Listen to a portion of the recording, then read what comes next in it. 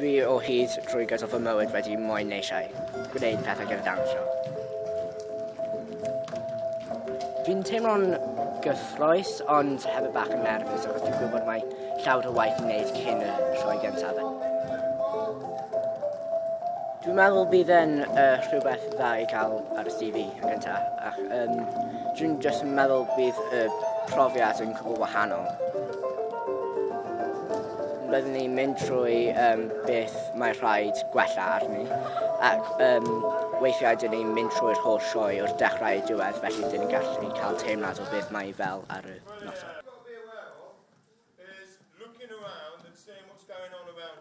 Mae'r barier yma o ddawnsio a bechgyn y dawnsio wedi bod ers talwm, so bwriad prosiect yma oedd jyst torri'r bariers yma lawr.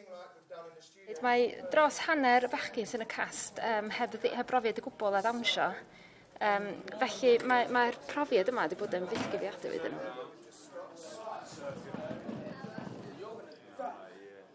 Yn yr ymarferiadau, roedd y llawer o bobl wedi newid yn gyfan gwbl o'r wythnos gyntaf i'r wythnos hon.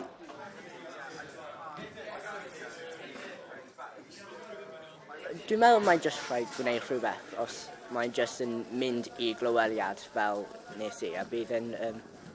Wel, does dim pwynt peidio bod yn hyderus, achos bydde ti ddim yn mynd unrhyw le os dwi ti ddim.